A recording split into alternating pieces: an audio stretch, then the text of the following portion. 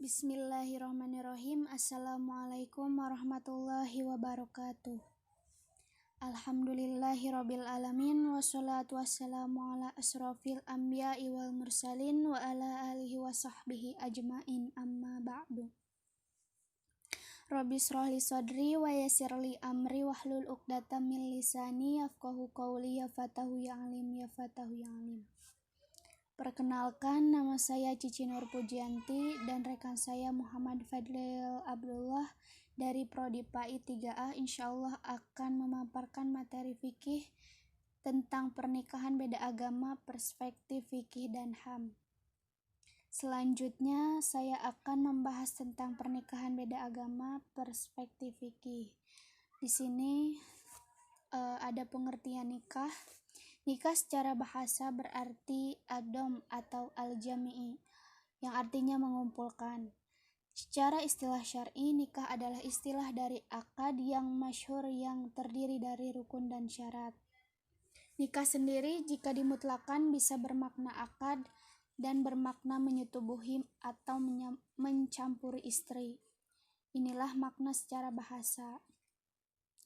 Al-Ajhari berkata bahwa asal kata nikah dalam bahasa Arab adalah al-wadhu atau menyetubuhi. Dalil yang disyariatkannya nikah terdapat dalam Quran surat An-Nur ayat 32 yang artinya, dan kawinkanlah orang-orang yang sendirian di antara kamu dan orang-orang yang layak berkawin dari hamba-hamba sahayamu yang laki-laki dan hamba sahayamu yang perempuan. Jika mereka miskin, Allah akan memampukan mereka dengan karunia-Nya, dan Allah Maha Luas pemberiannya dan Maha mengetahui. Quran surat An-Nur ayat 32. Nah, selanjutnya pernikahan beda agama itu terbagi menjadi dua pernikahan. Yang pertama pernikahan wanita muslimah dan pria non-muslim. Yang kedua pernikahan pria muslim dengan wanita non-muslim. Yang pertama penjelasannya dalam Quran surat Mutamanah antara pernikahan wanita muslimah dan pria non-muslim, yang artinya, hai orang-orang yang beriman, apabila datang berhijrah kepadamu perempuan-perempuan yang beriman, maka hendaklah kamu uji keimanan mereka. Allah lebih mengetahui tentang keimanan mereka. Jika kamu telah mengetahui bahwa mereka benar-benar beriman, maka janganlah kamu kembalikan mereka wanita-wanita mukmin kepada suami-suami mereka orang-orang kafir. Mereka wanita-wanita mukmin tiada halal bagi orang-orang kafir, dan orang-orang kafir tiada halal pula bagi mereka. Quran surat Al-Mumtahanah ayat 10. Nah, penjelasan ulama tentang pernikahan antara wanita muslimah dengan pria non-muslim itu menjelaskan tidak bolehnya wanita muslimah menikah dengan pria non-muslim berdasarkan pemahaman ayat di atas. Nah, ini telah menjadi ijma atau kesepakatan para ulama. Al-Qurtubi mengatakan bahwa para ulama kaum muslimin telah sepakat tidak bolehnya pria musyrik non-muslim menikahi atau menyetubuhi wanita muslim apapun alasannya, karena hal ini sama saja merendahkan martabat Islam. Dalil selanjutnya yaitu dari Ibnu Katsir yang menunjukkan haramnya wanita muslimah menikah dengan laki-laki musyrik atau non-muslim. Dalil selanjutnya dari Asy Syaukani yang menyebutkan bahwa wanita muslimah tidak halal bagi orang-orang kafir. Nah, dari Syekh Abdurrahman mengatakan bahwa sebagaimana wanita muslimah tidak halal bagi laki-laki kafir, begitu pula wanita kafir tidak halal bagi laki-laki muslim untuk menahannya dalam kekafiran, kecuali diizinkan wanita-wanita ahli kitab dinikahkan dengan pria non-muslim. Nah, selanjutnya pernikahan pria muslim dengan wanita ahli kitab. Diperbolehkan pria muslim menikahi wanita ahli kitab dari kalangan Yahudi dan Nasrani selama wanita-wanita tersebut adalah wanita yang selalu menjaga kehormatannya serta tidak merusak agama si suami dan anak-anaknya. Dalil dalam Quran Surat Al-Ma'idah ayat 5 menjelaskan bahwa pada hari ini dihalalkan bagimu yang baik makanan-makanan sembelihan orang-orang yang diberi Alkitab itu halal bagimu, dan makanan kamu halal pula bagi mereka. Dan dihalalkan mengawini wanita-wanita yang menjaga kehormatan di antara wanita-wanita yang beriman dan wanita-wanita yang menjaga kehormatan di antara orang-orang yang diberi Alkitab sebelum kamu. Nah, Ibnu Taimiyah juga mengatakan bahwa wanita ahli kitab dari kalangan Yahudi dan Nasrani boleh dinikahi oleh laki-laki muslim berdasarkan ayat ini. Nah, sedangkan ahli kitab seperti Hindu, Buddha, dan Konghucu yang disebut wanita musyrik haram untuk dinikahi.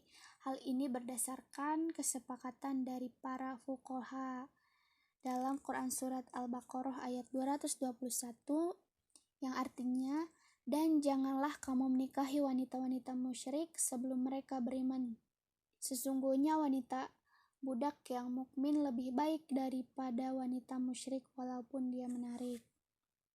Nah, selanjutnya hukum seorang muslim menikahi wanita ahli kitab. Yang pertama, yaitu seorang muslim halal menikahi wanita-wanita ahli kitab, baik yang merdeka, yang berstatus sebagai ahli zimmah, ataupun yang menjaga kehormatannya. Hal ini adalah pendapat jumhur ulama dari kalangan Hanafi, Maliki, Syafi'iyah, dan Hanabiyah atau Hambali. Nah, yang kedua yaitu seorang muslim haram menikahi wanita-wanita ahli kitab, baik mereka yang berstatus sebagai ahli zimar ataupun yang menjaga kehormatannya. Pendapat ini dinuklir dari Abdullah bin Umar radhiyallahu anhu dan ia menjadi pendapat Syiah Imamiyah. Maksudnya dari hukum seorang muslim menikahi wanita ahli kitab dari nomor 1 itu contohnya wanita ahli kitab dari kalangan Yahudi dan Nasrani. Selanjutnya yang kedua yang tidak boleh dinikahi yaitu dari kalangan ahli kitab seperti Hindu, Buddha, dan Konghucu. Mungkin itu yang saya sampaikan. Selanjutnya, Bismillahirrahmanirrahim. Assalamualaikum warahmatullahi wabarakatuh. Teman-teman, kenalkan nama saya Muhammad Fadil Abdullah. Saya berasal dari kelompok 3. Akan melanjutkan pemaparan dari teman saya yaitu Cici Nur Pujianti. Sekarang kita masuk ke status perkawinan beda agama sebelum undang-undang perkawinan. Jadi teman-teman, berdasarkan beberapa sumber yang saya cari, di sini saya menemukan bahwa perkawinan beda agama sebelum undang-undang perkawinan, khususnya di Indonesia, itu beragam ya, berbeda-beda dengan golongan penduduk yang lain. Nah, ketika timbul berbeda ini, maka timbullah persoalan. Persoalannya apa? Menimbulkan masalah hukum perkawinan antar golongannya. Maksudnya gimana? Jadi apakah hukum perkawinan itu diberlangsungkan pada pihak si lelaki atau pihak perempuan karena berbeda agama. Nah, dalam rangka memecahkan masalah tersebut, kemudian maka pemerintah Hindia Belanda mengeluarkan penetapan raja tanggal 29 Desember 1896 nomor STRB 1896 nomor 98 yang merupakan peraturan tentang perkawinan campuran. Ya. Jadi perkawinan beda agama ini kalau dalam jurnal yang saya baca termasuk ke dalam pengertian perkawinan campuran ya, beda agama ini. Karena kita dapat dilihat pada pasal 1 GHR itu ya itulah yang tulisannya Inggris Gemenge apa ini, Hoeveligen Regeling ya, yang Regeling of the Gemeente Hoeveligen ini. Jadi dibalikannya. Nah, hal ini dinyatakan dapat dilihat pada pasal 1 GHR menyatakan bahwa yang dimaksud dengan perkawinan campuran itu perkawinan antara orang-orang Indonesia tunduk kepada hukum-hukum yang berlainan itu. Jadi maksud hukum berlainan artinya berbeda agama pun dia akan tunduk seperti itu. Berdasarkan pasal tersebut, para ahli hukum juga berpendapat bahwa yang dimaksud perkawinan campuran adalah perkawinan antara laki-laki dan perempuan masing-masing pada umumnya takluk pada hukum yang berlainan. Berlainan ini adalah berarti pemahamannya itu berbeda. Jadi dia akan tunduk seperti itu. Kemudian dalam pasal 7 ayat 2 GHR menyatakan bahwa dalam perkawinan percampuran ini yaitu perbedaan agama, bangsa atau sama sekali tidak menjadi halangan untuk melakukan perkawinannya. Jadi tidak ada menjadi halangan. Berdasarkan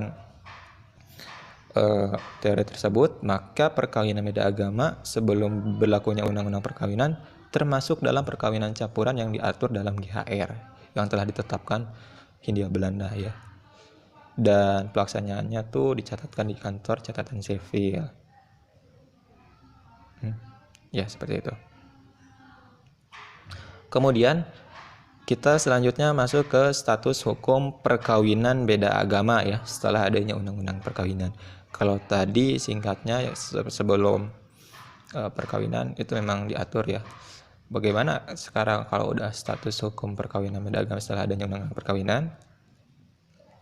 Undang-undang perkawinan ini sangat menentukannya sah atau tidaknya perkawinan kepada suatu agama.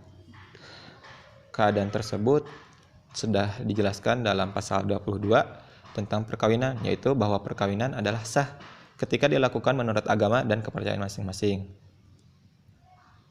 Dalam penjelasan pasal 2 ayat dinyatakan bahwa tidak ada perkawinan di luar hukum agamanya dan kepercayaannya itu.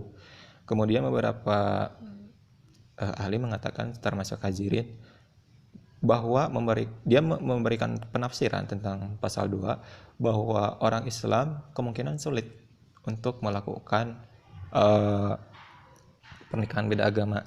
Kenapa? Karena kemungkinan mereka sulit untuk melanggar hukum agamanya sendiri. Bahkan bukan hanya orang Islam juga, demikian juga orang Kristen, orang Hindu dan sebagainya. Oleh karena itu berarti jalan buntu ya bagi calon mempelai yang berbeda agama untuk melaksanakan perkawinan antar agama ya. Udah mah sulit menurut agama, berarti kalau misalkan kekeh tuh pengen nikah beda agama, mungkin itu merupakan jalan yang buntu bagi kedua pasangan yang masih kekeh ya untuk melaksanakan pernikahan beda agama seperti itu. Nah, karena di samping peraturan dalam pasal 2 ini, mereka tidak memungkinkan menggunakan peraturan perkawinan campuran. Dalam pasal 66, Undang-Undang Perkawinan menyatakan bahwa dengan perlakunya undang-undang ini, ketentuan-ketentuan yang diatur dalam Kitab Undang-Undang Hukum Perdata, Organisasi Perkawinan Indonesia Kristen, Peraturan Perkawinan Campur, dan peraturan-peraturan lain yang mengatur tentang perkawinan sejauh mana yang telah diatur dalam undang-undang ini dinyatakan tidak berlaku. Dalam ketentuan pasal 66 tersebut dapat dinyatakan bahwa perkawinan beda agama dalam GHR tidak berlaku lagi ya. Sedangkan perkawinan campur dalam undang-undang perkawinan memiliki rumusan yang berbeda. Ya, seperti itu. Kemudian dalam pasal 66 tersebut terdapat beberapa ahli yang mengatakan bahwa dalam perkawinan beda agama ini terdapat kekosongan hukum. Kenapa? Karena undang-undang perkawinan itu tidak mengatur tentang perkawinan campuran beda agama, sedangkan bunyi pasal 66 tersendiri menyatakan bahwa peraturan perkawinan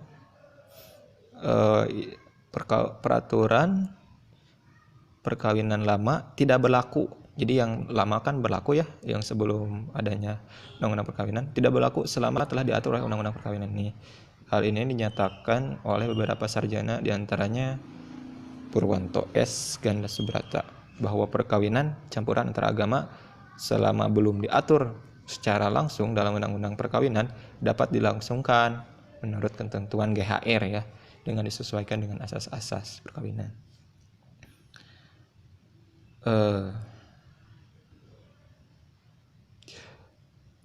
Sebetulnya permasalahan perkawinan beda agama ini sering terjadi ya, beberapa kasus seperti yang terjadi menimpa beberapa artis di Indonesia. Misalkan saja seperti pasangan Dudi yang beragama Islam dan Sharon yang beragama Kristen. Ya. Akhirnya mereka menikah di gereja setempat karena penolakan kantor catatan sipil untuk mencatatkan perkawinan mereka dan mengeluarkan akte perkawinannya untuk ke KUA bagi pihak orang tua perempuan. Kemudian banyak juga tuh seperti pasangan Boy Bolang dan Aditya, atau pasangan Jamal dan Lydia, dan masih banyak lagi ya seperti itu. Kemudian kita lanjut ke yang selanjutnya.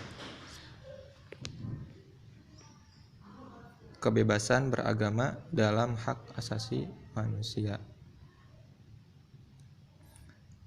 Kebebasan dalam HAM menurut Jan Matterson dari Komisi HAM PBB bahwa hak HAM itu adalah hak-hak yang melekat pada manusia yang tanpa dengannya manusia mustahil dapat hidup sebagai manusia.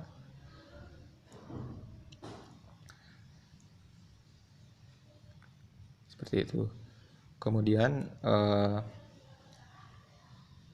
dalam Konvenan Internasional tentang Hak-Hak Sipil dan Politik merumuskan kebebasan beragama dalam pasal 18 ya, yaitu diantaranya setiap orang berhak atas kebebasan berpikir ya. Jadi kalau dalam hal HAM ini setiap orang berhak atas kebebasan berpikir, keyakinan atau kesadaran dan agama. Kenapa? Ini meliputi kebebasan baik sendirian maupun bersama-sama dengan orang lain, baik di hadapan umum maupun di tempat pribadi, mewujudkan agama dan kepercayaannya dengan pemujaan, penataan, pengalaman, dan pengajaran.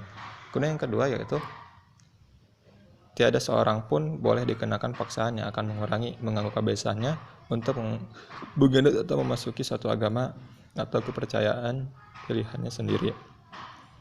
Kemudian kebebasan untuk menjalankan agama. Jadi dalam hal ini bebas ya menjalankan agamanya. Dan kepercayaan hanya dapat dikenakan pembatasan sebagaimana diatur dengan undang-undang dan perlu untuk melindungi keamanan, ketertiban, kesehatan atau kesusilaan umum atau hak-hak asasi dan kebebasan orang lain. Kemudian yang keempat yaitu para negara beserta konvenan ini berjanji untuk dapat menghormati kebebasan orang tua di mana dapat diterapkan para wali yang sah untuk memastikan bahwa pendidikan agama dan budi pekerti anak mereka sesuai dengan keyakinan mereka sendiri.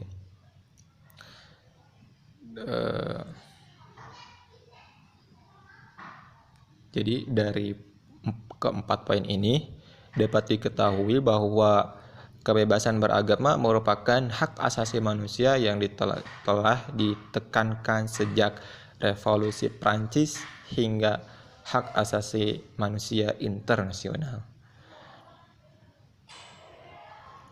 Kemudian kebebasan beragama ini bahkan meliputi kebebasan untuk memeluk agama, berpindah agama, maupun menjalankan ajaran agama dan kepercayaan itu ya.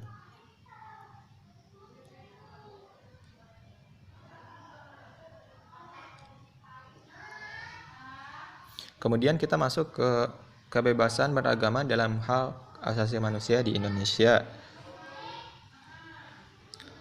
Yang pertama yaitu pelindungan terhadap HAM di Indonesia tercantum dalam UUD 945 pasal 27 sampai 34. Kemudian kecuali 32 ya.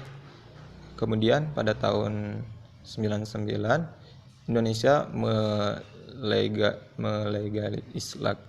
melegalisasikan secara khusus Undang-Undang HAM, yaitu dalam Undang-Undang Nomor 39 Tahun 99 tentang Hak Asasi Manusia, juga Undang-Undang Nomor 26 Tahun 2000 tentang Pengadilan Hak Asasi Manusia. Kemudian mengenai kebebasan beragama tercantum pada pasal 29 UUD. Yang pertama gini, negara berdasarkan ketuhanan yang Maha Esa. Kedua, negara menjamin kemerdekaan tiap-tiap penduduk untuk memeluk agamanya masing-masing dan untuk beribadah menurut agamanya dan kepercayaannya itu.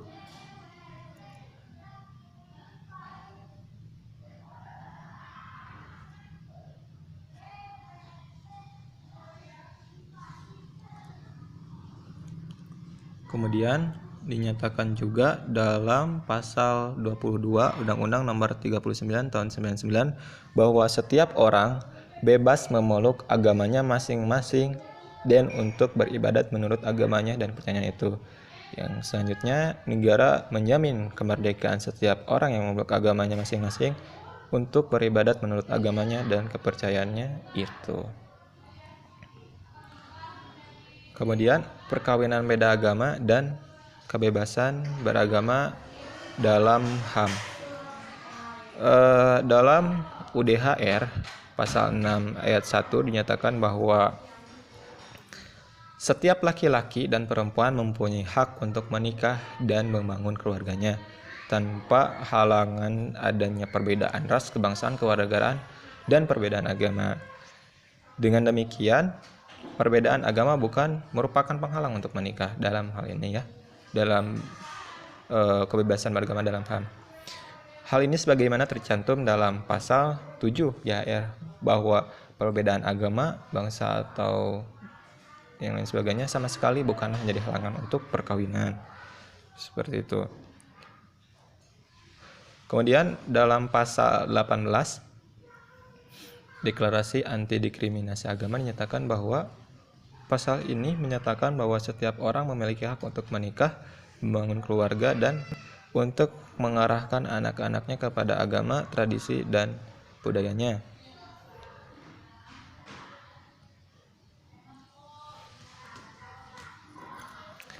Kemudian dalam Undang-Undang tentang HAM di Indonesia, di samping terdapat kebebasan beragama juga terdapat kebebasan untuk menikah dan meneruskan keturunannya. Sebagaimana dinyatakan dalam pasal 10 ayat 1 yang berbunyi, setiap orang berhak membentuk satu keluarga untuk melanjutkan keturunannya melalui perkawinan yang sah. Kan tetapi dalam ayat selanjutnya dinyatakan bahwa perkawinan yang ditentukan menurut undang-undang, dengan demikian hak untuk melaksanakan perkawinan dibatasi oleh undang-undang perkawinan. Sementara dalam pasal 2 undang-undang perkawinan, perkawinan yang sah itu yaitu perkawinan yang dilakukan berdasarkan agama dan kepercayaan masing-masing.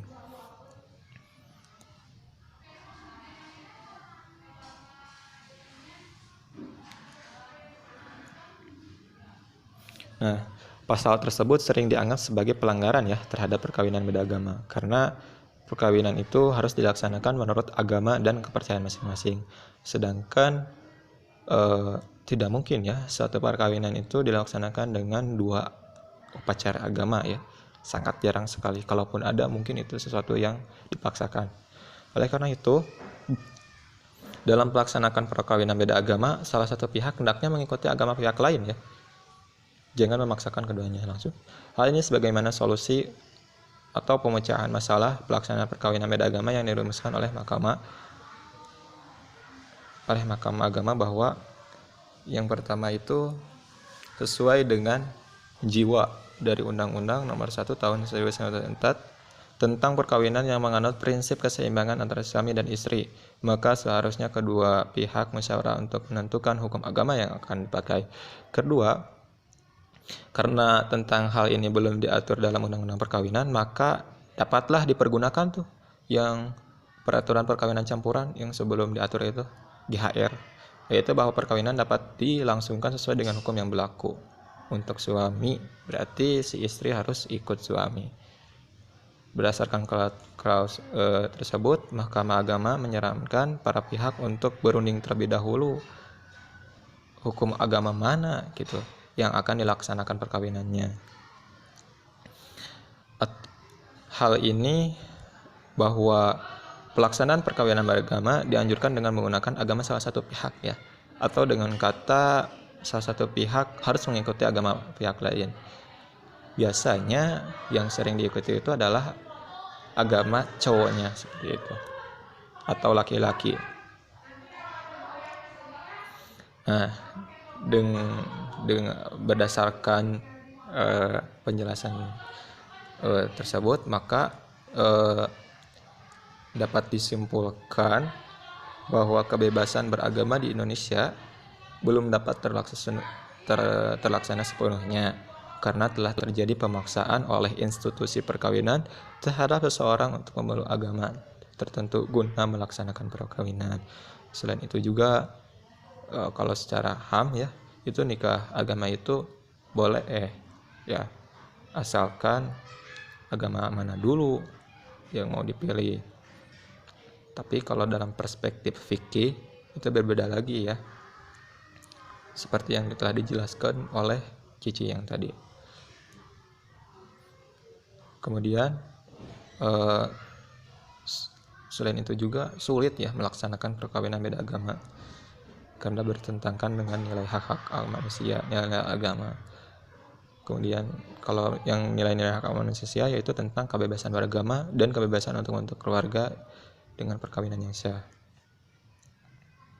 Jadi kesimpulannya yaitu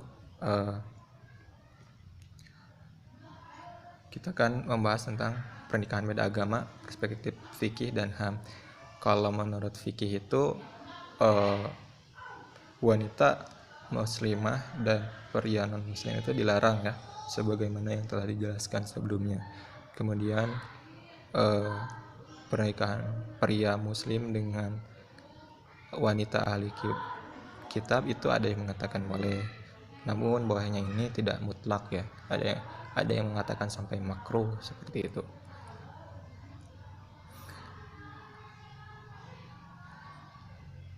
Bahkan untuk seorang pria menikahi ahli kitab itu ada syaratnya ya, yang merdeka statusnya itu menjaga kehormatannya. Kemudian ada juga yang berpendapat bahwa seorang muslim haram menikahi wanita ahli kitab, baik yang merdeka maupun yang menjaga kehormatannya. Ini beberapa pendapat sahabatnya, yaitu Abdullah bin Umar. Kemudian bagaimana perbedaan beda agama, perspektif HAM itu boleh asalkan agamanya itu mau dimasukin kemana dulu ketika resepsi pernikahan. Cuman pada dasarnya adalah pernikahan agama ini sebenarnya kalau menurut HAM juga sulit ya di Indonesia, walaupun boleh menurut HAM, karena mustahil ya bagi orang Islam atau orang kafir non muslim untuk melaksanakan pernikahan agama secara bebarengan atau berbeda agama, kecuali memang udah kepepet tuh, karena cinta itu buta ya, jadi apapun beda agamanya pasti dilaksanakan seperti itu. Dan ketika melaksanakan pernikahan beda agama itu merupakan jalan buntu bagi kedua belah pihak ya. Dan biasanya kalau misalkan ingin nikah dalam perspektif HAM itu harus dipilih dulu secara kekeluargaan agama mana yang harus dipilih gitu. Karena kalau dua-duanya dilakukan upacara, misalkan dalam upacara agama Islam harus gini ya, agama Kristen harus gini, itu tidak memungkinkan. Maka harus dipilih dulu terlebih dahulu mau Kristen atau Islam gitu. Seperti itu. Maka disarankan untuk kalau dalam perspektif HAM ditentukan dulu agama mana yang akan dijadikan patokan ketika resepsi pernikahan seperti itu. Mungkin itu yang bisa disampaikan oleh kami, Cici dan Muhammad Fada. Bila ada kesalahan dalam pemaparan materi atau ada kekurangan, silahkan koreksi oleh teman-teman atau oleh Bapak. Dan insya Allah setelah pembahasan ini kita akan lanjut kepada sesi pertanyaan yang insya Allah jika kita mampu menjawab akan dijawab, dan jika misalkan ada teman-teman yang ingin menambahkan silakan ya. Oke, mungkin penjelasan dari kami sekian. Assalamualaikum warahmatullahi wabarakatuh.